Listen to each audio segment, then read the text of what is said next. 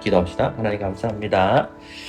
오늘 말씀 듣게 하여 주시고 또 오늘 말씀을 통하여 하나님께서 우리에게 주신 생명의 주로 오신 그리스도를 대책임질하게 해주시고 그 예수 그리스도를 배반하지 아니하고 우리 믿음을 지킬 수 있도록 성령께서 우리를 도와주시옵소서. 오늘도 말씀을 전할 때에 듣는 자들이나 또 전하는 자가 모두 다 은혜의 말씀을 잘 깨달아서 교회를 위해 살 수 있고 몸된 교회를 위해 살아가는 저희들 되게 인도하여 주옵소서. 예수님 이름으로 기도합니다.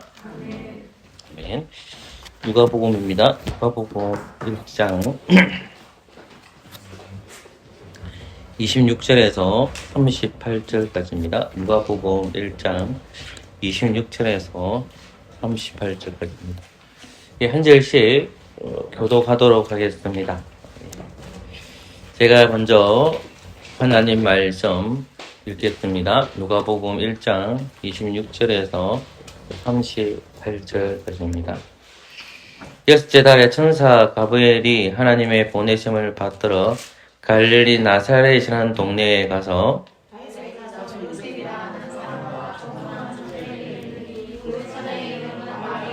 그에게 들어가 가로되 은혜를 받은 자여 평안할지어다 주께서 너와 함께 하시도다 하니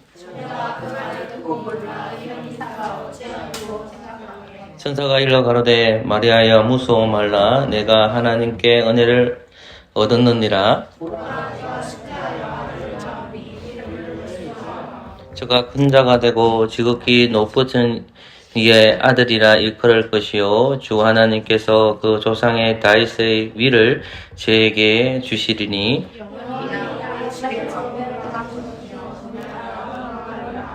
마리아가 천사에게 말하되 나는 사내를 알지 못하니 어찌 이 일이 있으리까?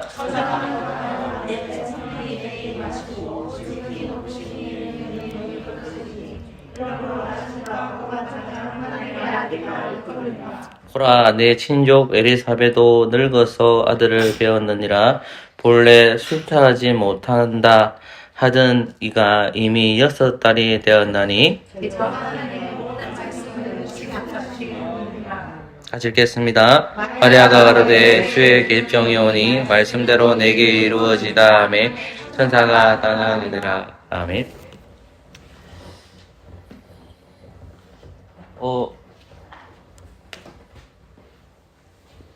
예수님께서 이 땅에 오심이 2000년 전에 왔는데 예수님이 다시 이제 오실 것에 대한 또 오심이 또 있거든요. 예수님이 첫 번째 오심이고 이제 두 번째 이제 오심이 있는데 이 첫 번째 오심은 예수님께서 아기 예수님으로 오셔서 33세까지 사시다가 하늘로 승천하신 이야기를 다루고 있다면 두 번째 오시면 이제 예수님께서 고난을 받으시고 영광 받으시고 심판주로 이 땅에 오시는 거거든요. 그러니까 두 번째 오심이라는 것은 심판이 주어지는데 그 심판이라는 잣대가 구원과 심판으로 나눠지죠. 그러면 이 잣대가 뭐냐 했을 때 예수 그리스도를 영접하고 있느냐, 영접하지 않는 거에 따라서 달라집니다. 그래서 우리는 두 번째 오신 예수님을 소망하는 겁니다. 그러니까 첫 번째 오신 예수님은 아기 예수님 오셨다는 것을 성경을 통해서 확인함을 통해서 아기 예수님을 기다리는 것이 아니라 그 예수님께서 심판주로 이 세상을 심판하러 오신다는 겁니다. 그러면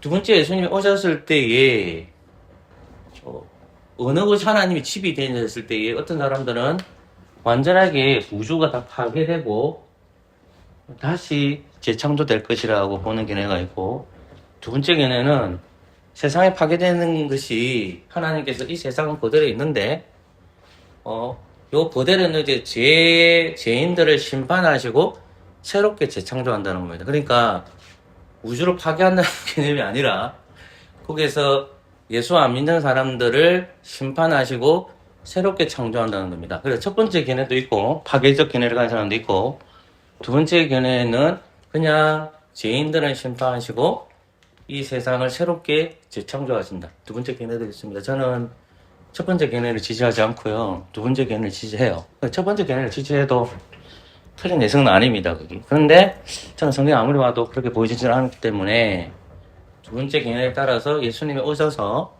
이 세상이 죄 없는 세상에 되셔서 하나님의 나라가 되는데 그 하나님의 나라는 경계선이 없습니다. 경계선이 없다는 말은 예수 믿는 사람들만 있기 때문에 그렇거든요. 그래서 우리는 예수님이 오실 것에 대한 아기 예수님을 들으면서 요 재림을 소망하는 것이 지극히 정상적인 태도입니다, 정도가.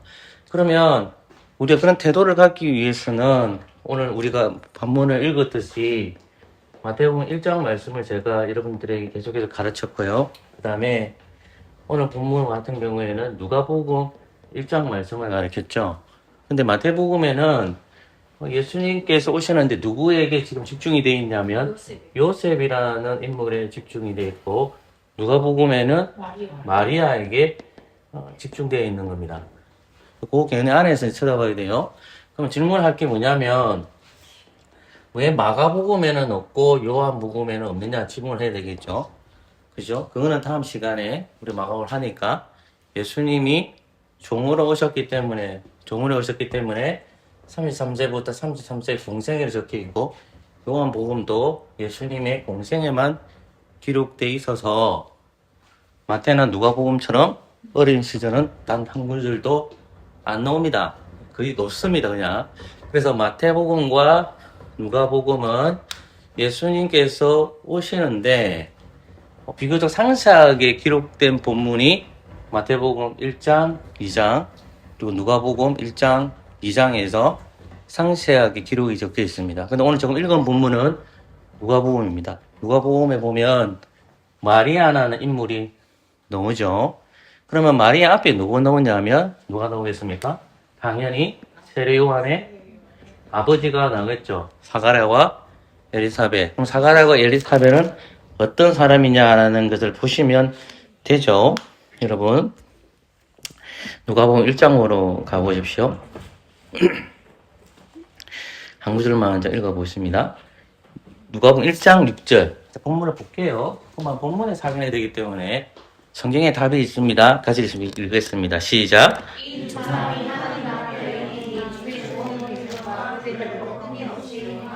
아멘. 자, 이 두 사람이 사가랴와 엘리사벳인데, 자, 그 사람들을 가리켜 뭐라고 적혀 있습니까? 의인이죠. 요셉도 뭐대요? 의인이죠. 마리아에게 의인이라는 단어 잘 나오지는 않아요, 본문에서. 그러면 보세요. 요 의인들 두 사람과 요셉도 의인이죠. 그러면 성경에서 나오는 의인의 공통점은 뭐냐면 의인은 죄를 안 짓을까요? 죄를 짓죠. 근데 그 이 의인은 뭐냐면 누구를 바라보는 자들입니까? 하나님의 약속을 바라보는 자들이요. 그 말은 하나님의 약속을 안 지키는 사람, 지키는 사람들, 지키는 사람들이죠. 그러니까 그러면 하나님의 약속을 바라본다는 것은 구약이죠. 구약에서 누구를 약속했죠? 예수님. 메시아에 대한 약속을 바라보고 있잖아요. 근데 그 메시아가 오실 시간과 때와 이런 것을 가르쳐 줍니까? 안 가르쳐 줘요. 당시 가르쳐 주는 건 뭘까요? 장소만 가르쳐 줍니다. 장소 어디죠? 베들레헴. 그 장소 누가 가르쳐 줬죠? 하나님이 미가 선지자에게 가르쳐 준 겁니다. 이사야 선지자와 미가 선지자는 같은 시대예요. 자, 그러니까 장소는 베들레헴인데 어느 장소, 어느 집은 몰라요. 단지 아는 곳은 어디예요? 장소, 베들레헴. 시간은 안다, 모른다? 모른다. 그럼 이게 누가 정하시는 거죠? 하나님께서 정하신 때죠. 그럼 하나님이 정하신 때가, 하나님이 정하신 때가 시간 개념 안에서의 정하는 게 아니에요. 창세 전에 하나님께서 이미 뭐예요? 이것을 정하셨다. 이게 하나님 작정이에요. 이해됐어요? 시간 개념 안에서 우리 성경을 보면서 확인하지만, 우리 시간에 있는 것을 확인하지만, 시간 바깥에 있는 개념을 생각해야 돼요. 창세전에 이미 하나님께서 계획하신 거예요. 누가 오실 것을? 예수님이 오실 것을. 그리고 시간 안에서 하나님께서는 약속의 말씀들을 계속 주시는 거예요. 그럼 약속의 말씀 듣는 사람들은 누가 떴습니까? 하나님 백성을 부르심을 받은 그들을 가리켜 뭐라 한다? 의인이라고 하는 거예요. 의인. 됐죠? 의인입니다. 그럼 의인은 죄가 있어요? 없어요? 있다는 거예요. 근데 하나님 약속을 받는 자로서 그 제 시스템을 계속해서 반복적으로 하는 거예요. 그러니까 이 의인이 누구냐 했을 때에 마리아와 누구다? 요셉과 그다음 누구예요? 사가라와 엘리사벳. 근데 그 마리아에서는 의인이라는 단어가 제가 하기란 거는 잘 등장하지 않아요. 중요한 건 마리아도 의인이었다는 겁니다. 왜 의인이라는 것을 우리가 확인할 수 있느냐? 그것은 누가복음 1장에 확인돼요. 왜냐하면 26절에서 38절까지입니다. 조금 전에 우리는 마태복음 1장에 나오는 한 인물에 대해서 살펴봤습니다. 우리 인물을 볼락하는 건 아니지만 그 인물이 등장하기 때문에 누구였죠? 요셉이죠. 자, 요셉은 마리아가 임신한 사실을 들었죠. 그래서 들었을 때 이 사람이 첫 번째 한 게 뭡니까? 생각했죠.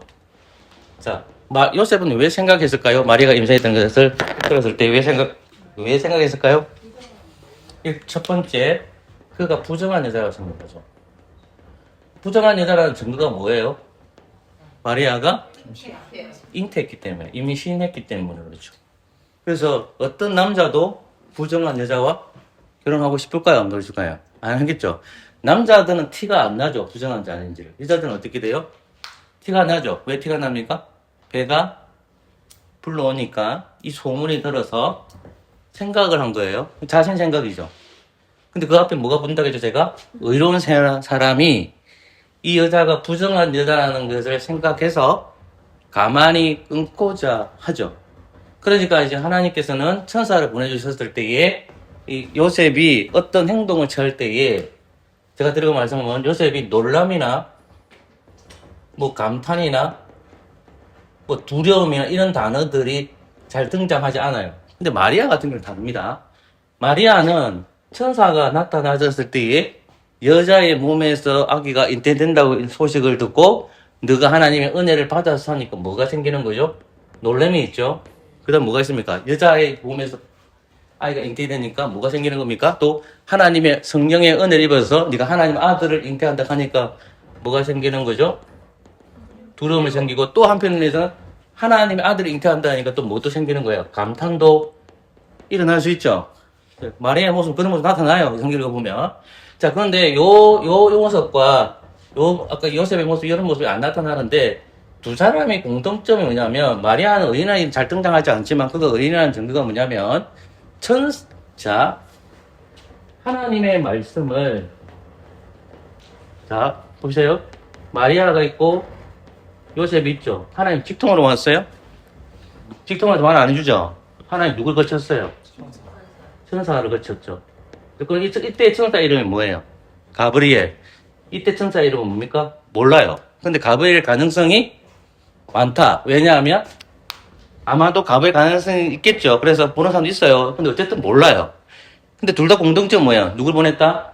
천사. 그럼 천사 이름 뭐 하는 거예요? 하나님의 뜻을 전하는 자예요. 하나님의 메시지를 누가 전한다?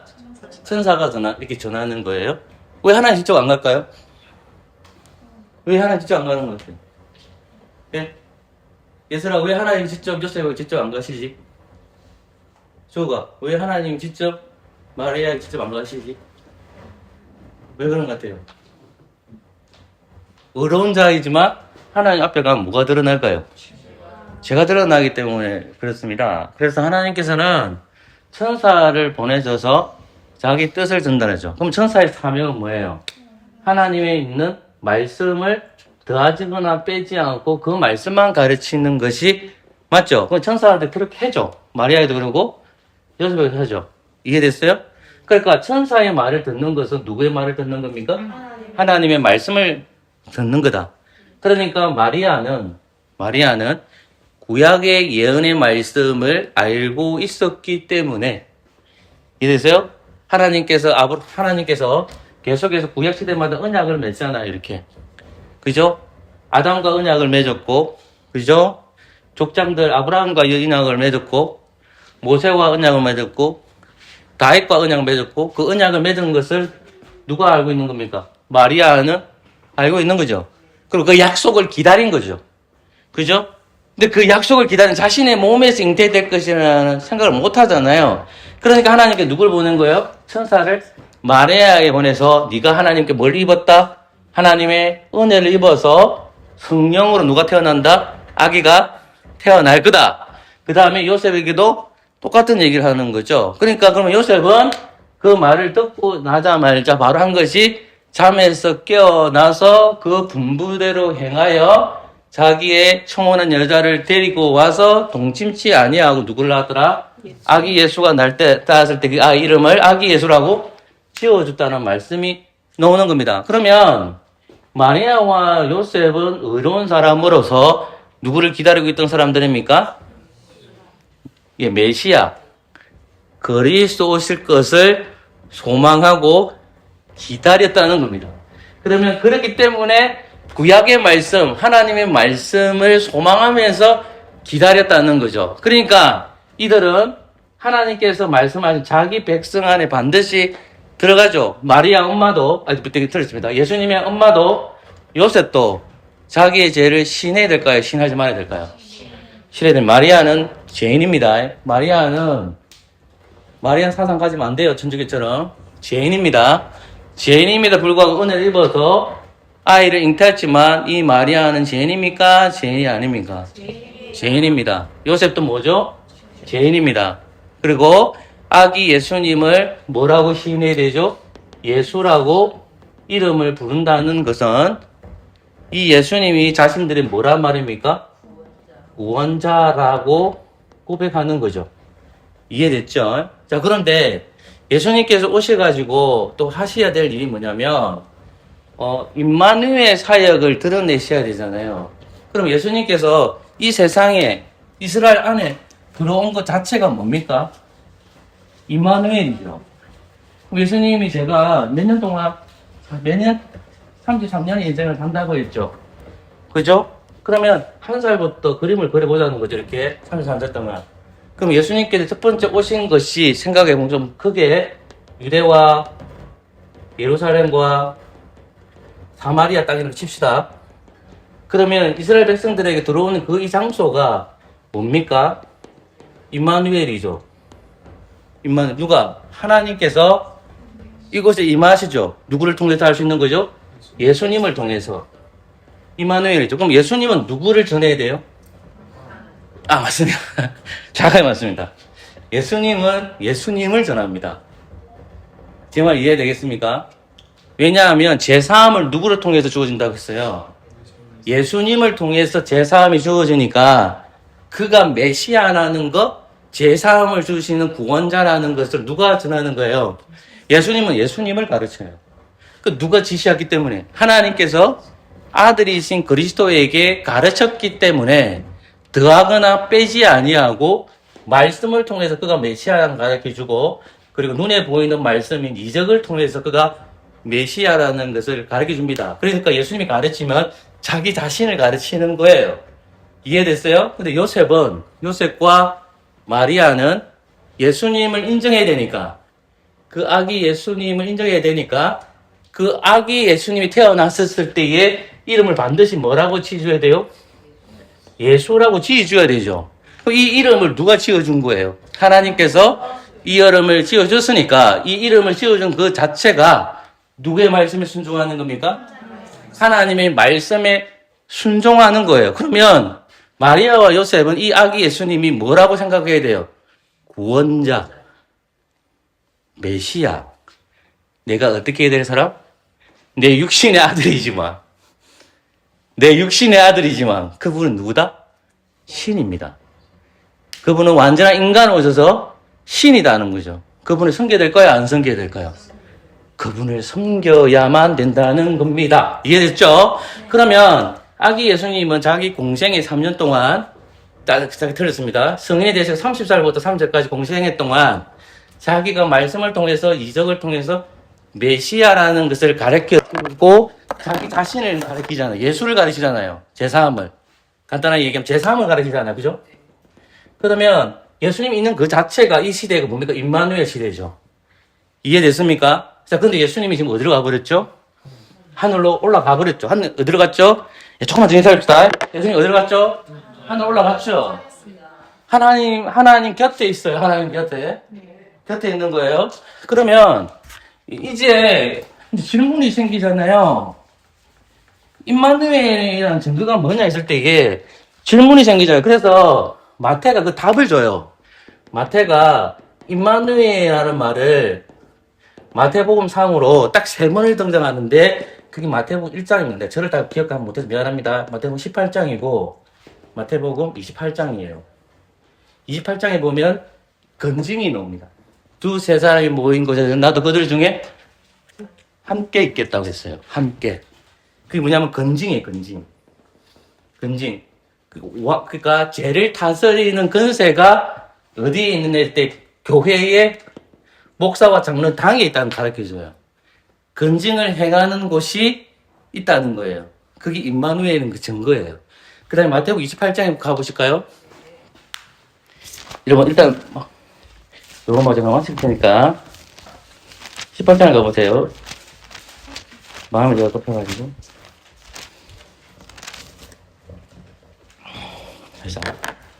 자 15절부터 20절까지인데 여러분 20절 말씀을 같이 읽읍시다. 시작.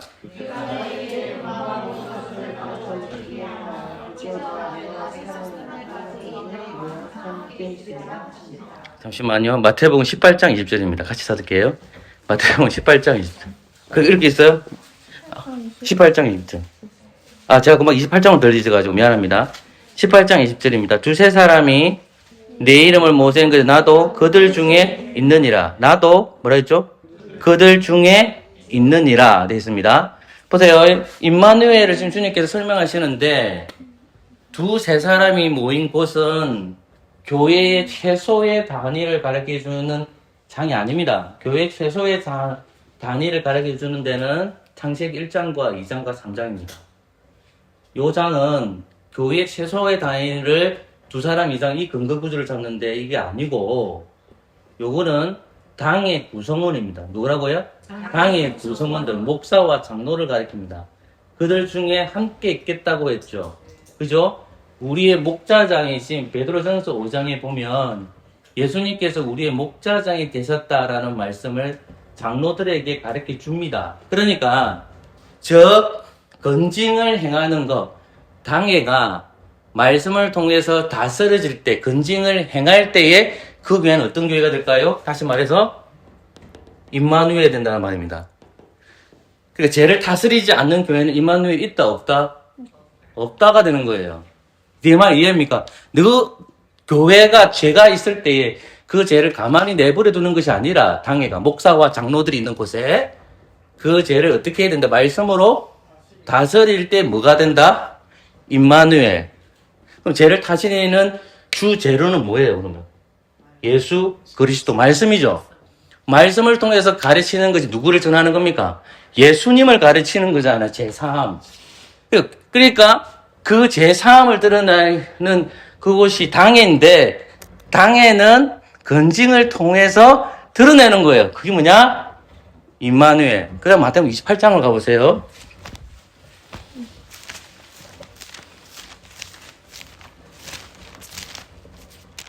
28장 20절입니다. 20절 같이 읽읍시다. 시작. 내가 너에게 분부한 모든 것을 가르쳐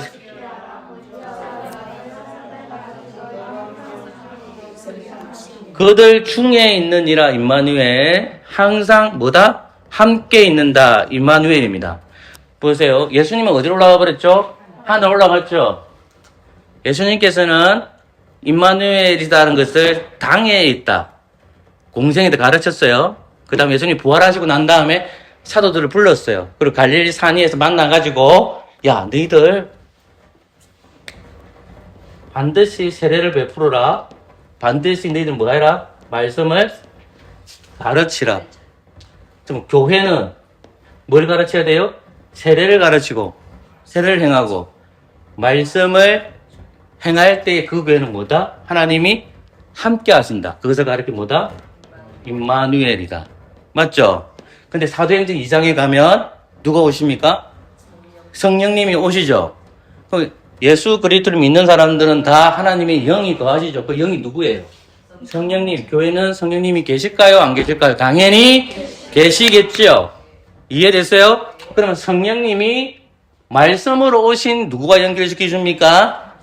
하나님 자체이신 그리스도와 연결시켜 주죠. 맞죠? 그러니까 예배소서 2장은 이해가 가야 되죠. 지어져 뭐다? 가느니라. 지어져 뭐다? 그럼 완성됐어요? 완성 안 돼서 아직? 안 됐죠. 지어져 가고 있죠. 지어져 가고 있죠. 누구와 함께 하신다? 하나님이 우리와 함께 하신다. 그 교회는 근징이 사는 교회입니다. 하나님이 함께 하신다. 그 교회는 세례가 있습니다. 그 교회는 말씀이 있습니다. 그 교회가 임마누엘 교회입니다. 우리 교회는 어떤 교회일까요? 임마누엘 교회가 되시는 것이 맞겠죠? 기도하겠습니다. 좋으신 하나님 감사합니다. 제 교회가 임마누엘 교회로 자라나게 해주시고 말씀을 버리지 아니하고 세례와 성찬을 중요시 여기며 근징을 베푸는 교회 되게 하여 주옵소서. 돌아가는 발걸음 지켜주시고 예수 그리스도 이름으로 기도합니다. 아멘.